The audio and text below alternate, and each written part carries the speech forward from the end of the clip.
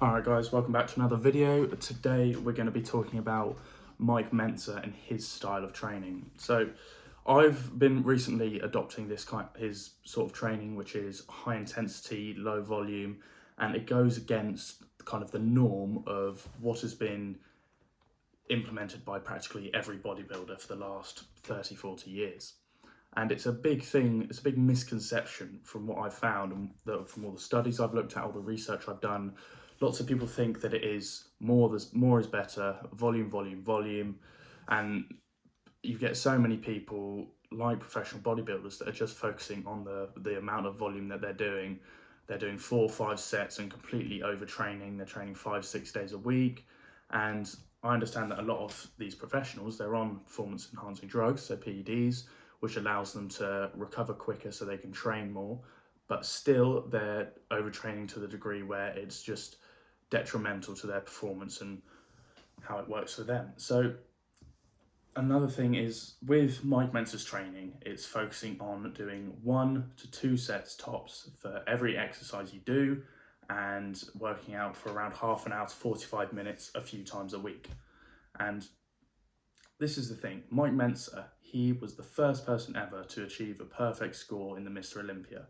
And he got that perfect score and he still didn't win. It's ridiculous. So, and it goes to show that there was a little bit of politics in bodybuilding there, which impacted it. But now, looking back, he was so ahead of his time with his knowledge, with how he implemented it. And he went on to train people such as Dorian Yates, who went on to win, I believe, 6 or 7 Mr. Olympias again. So it's really about how you train and recognizing the importance of intensity over volume. So again, stressing that this type of training is so important to actually use, and it's so much more beneficial because it takes less time and all you've got to do is focus on your intensity, but you've got to make sure you're doing it right. So from what I've seen, it's basically you training to the utmost capability you can, intensity-wise, doing as many reps that may be as possible with that amount of weight, and using different methods such as drop sets, supersets, and rest pause sets to achieve absolute and maximum failure to stimulate muscular growth. So with using all of those methods, first of all, you have to learn what those methods are, how to implement them, what exercises to use, how many exercises you should actually be doing. And this is all available in Mike Mentzer's heavy duty training programs and that sort of thing. And you can read up on it online and find it all basically written out without having to pay for it, which is fairly easy. But how I'm structuring my training at the minute is 4 days a week, chest and arms, back and shoulders, legs, rest, shoulders and arms. Each session takes me 45 minutes, legs maybe an hour. And so I'm training at an extremely high intensity. I'm doing 1 to 2 sets maximum at high intensity, as much as I can do, and then I'm done, and I won't train again for that muscle group for the next week. So with chest, I do 4 exercises. I'll do flat bench press, incline dumbbell press, incline Smith machine, and pec deck, so chest fly. And this works the whole chest, and I'll do 1 to 2 sets on everything, and utilizing rest pause on the incline Smith machine.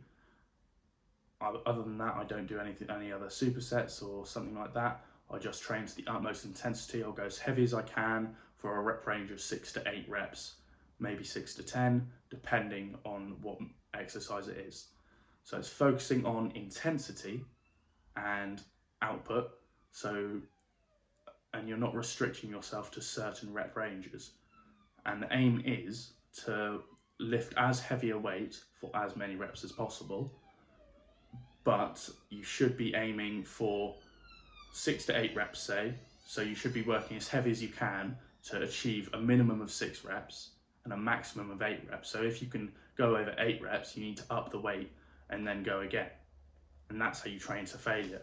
If you're going to your absolute past failure point, you should be able to reach that point, and then you're holding your form, you're still training with correct form, but you cannot carry out a full rep. And then you can go on to do partials on some movements. So lateral raises, you can do partials. Most movements you can do, and then you stop. So you can do heavy partials or same weight partials after you've already fatigued the muscle. And what this has done for me, this kind of training, which is 1 or 2 sets maximum, really high intensity, utilizing the superset, drop set, and rest pause set methods, is allowed me to stay leaner, grow more muscle, become fitter and healthier, have more time to focus on other things, and it's also given me more focus and drive and purpose in the gym. Because I know I only have 1 set to perform, I know that I must perform to the utmost intensity that I am capable of. So I have to push myself beyond my limits, so I know I want to get as big as possible. I want to stimulate my muscles for growth as much as I can. So if I'm only giving myself 1 set to do that, I've got to train as hard as I can. And it's shown that throughout any kind of training methods, it's not volume that actually provides the growth. Yes, if you do a certain amount of reps, you'll eventually reach a certain point, but the main driving factor in increasing muscle size and strength is intensity, and that is and pushing yourself to failure. So how hard you're training, if you're training to failure, if you're training as hard as you can, that's actually going to push your growth a lot further than doing volume style training. And the reason why the volume style training works is because you're overtraining to such a degree that you're forcing your body to respond and adapt. You're not doing it the way that your body should be adapting. You're basically, by training every day super hard with as many weights as you can, doing 5-6 sets per exercise, 20 reps per set, what you're doing is you're overtraining that muscle and that muscle group to such a point that you're forcing growth. And yes, this does work, but only to a certain extent. And Mike Mentzer and Dorian Yates, these are perfect examples of using the right training methods works so much better than just trying to focus on doing as many sets, as many reps, and for as long as possible, and 4-hour workouts twice a day kind of thing. It doesn't work as well as training at the right intensity. So what you want to be doing, increase your intensity, lower the amount of sets, make sure you're getting your form right, try and find a training partner. That's one thing that's really going to be beneficial, someone who can help push you into absolute failure, someone that's going to keep you accountable and that sort of thing. And then what you're going to be doing is in every set, you're going to go as heavy as you can for 6 to 8 reps, and you're going to really push yourself for that 1 set. You're going to go as heavy as you can. And if you actually push yourself to the degree of failure, you will not be able to fathom the idea of doing another set. You're going to be like, I'm way too tired, I'm absolutely knackered, that's taking it all out of me there, that incline bench, that's really tiring, I'm done now, from doing that 1 set. And it's amazing what people think that they can do when it comes to volume training. They think that they can just do tons and tons of sets, when actually all you need to stimulate proper growth, and this is going to be a lot healthier for your body as well, all you need to do is train at a proper intensity. So with the different methods, so what a drop set is, I'll go through what they all are now. So drop set is you're doing an exercise and you're doing it at your first working set weight. So obviously we're doing this 1 set, let's say you're doing lateral raises and you're doing 15 kilos each hand. So you'll do your 6 to 8 reps, let's say, and you've reached failure. You can no longer do any more with that weight. You immediately drop that weight, pick up a lighter weight, so you go from 15 maybe to 10 or 8 kilos, and then you go again, you go to failure again. And then your set is done. So it's 1 set after another, but it still counts as 1 set. And what you're doing, because it's 1 set straight after another and you've lowered the weight, you're still allowing the muscle to work and you're pushing it beyond its regular point of failure, its regular point that it would be worked to, because you're using a lighter weight, but you're still stimulating the muscle. So that's a drop set. A superset is when you go from doing one movement, one exercise.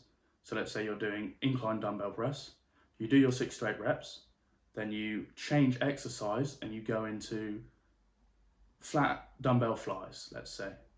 So you go from doing your incline press, you've done your 6 to 8 reps, then you go to your flat dumbbell flies, and then you can push yourself to failure on both exercises.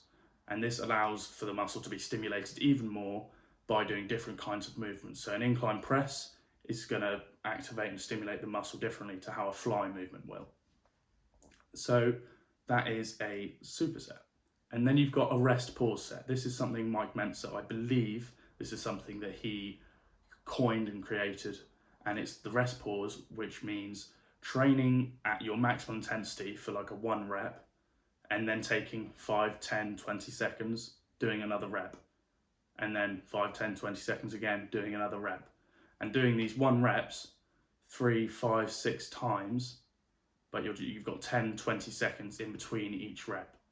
And if you push this to complete failure, you've done that first rep, and that should already be hard because it should be your 1 rep maximum, and then you do it again 20 seconds later, and then again, then you're going to be stimulating that muscle even more for correct muscular growth and hypertrophy. Now, this is so important for people to grasp, because actually stimulating the muscle correctly, doing the correct amount of rep ranges, the correct amount of sets, it's all well and good, but another thing you've got to do is apply progressive overload. And this is when you keep track of how your training is going, and over time you add, so every next session, you either add more weight or you add another rep. So you track how many reps you did and what weight you did, and then the next session you do on that body part, you can say, so last week on hack squats, I did 7 reps with 100 kilos. This week, I'm going to do 7 reps with 105 kilos. And you keep adding and progressing either the weight or the reps on every movement in your workout, and over time, it's eventually everything's going to increase, and you're going to reach the new heights that you haven't reached before due to progressive overload. And this is going to be hindered if you're doing overtraining, if you're doing lots of volume, because you're not allowing your body to recover properly. So by doing this high intensity, heavy duty training, as Mike Mentzer says, you're properly stimulating the body for growth. All the muscles that you're stimulating are being stimulated correctly for muscular hypertrophy. Then what you're doing is you're focusing on training the right way, tracking your training so you can apply progressive overload. And then your next focus should be, or this should be a focus that you should be doing at the same time, is adequate nutrition. So reaching the amount of protein that you should be intaking daily, as well as your calorific intake. So making sure you're either in a calorie surplus or a calorie maintenance, so you can really put on weight or maintain your body weight. And then your next focus should be to make sure you're getting adequate recovery. So due to the long times between Mike Mentzer's sessions, he was getting adequate recovery. But this also means you've got to get plenty of sleep and make sure you're doing things like active recovery, which could be light cardio and continuous training. So running, jogging, cycling, swimming for half an hour sort of thing, going on a walk just to get the blood flowing around your body, but you're not working to a high intensity. Because what continuous training does, what volume training does, is it allows your body to work harder for longer. But that's not the aim. The aim with intensity training is to allow your body to grow and push it beyond its limits, to get stronger, to get bigger, to provide muscular growth. That's the focus of hypertrophy training and this bodybuilder style training. Now, I've never competed in bodybuilding, and I don't know if I ever will, but this is the type of training that I enjoy, and I've enjoyed doing my research into it and the topics that work best and the routines that work best. So I just want to really get you guys to focus on make sure you're training correctly. So really implement this high intensity stuff. Do your own research into Mike Mentzer's training programs, his methods and how he trained Dorian Yates, how he himself trained, the exercises he did, and how he implemented it. And then you've also got to look at getting a training partner so you can help each other grow together, make sure you both have the same aims and you're both training the same way so you can both push each other. Make sure you're applying progressive overload, make sure you're getting adequate nutrition, so your protein, your calories, and then make sure you're getting adequate recovery. So please make sure you're sleeping enough, you're getting enough cardio in, and you're doing enough throughout the day to keep your body functional. Now, I really hoped you've enjoyed this video. This is something I've been meaning to talk about for a while because it's something I know a little bit about, and I'm really interested in this topic of Mike Mentzer and his training programs. And I just want to really stress the point that it has made so much difference to my life, to my training, to my progress within the gym, and it can make so much more progress to your training as well as so many others. And it's made so much more progress to people before me as well.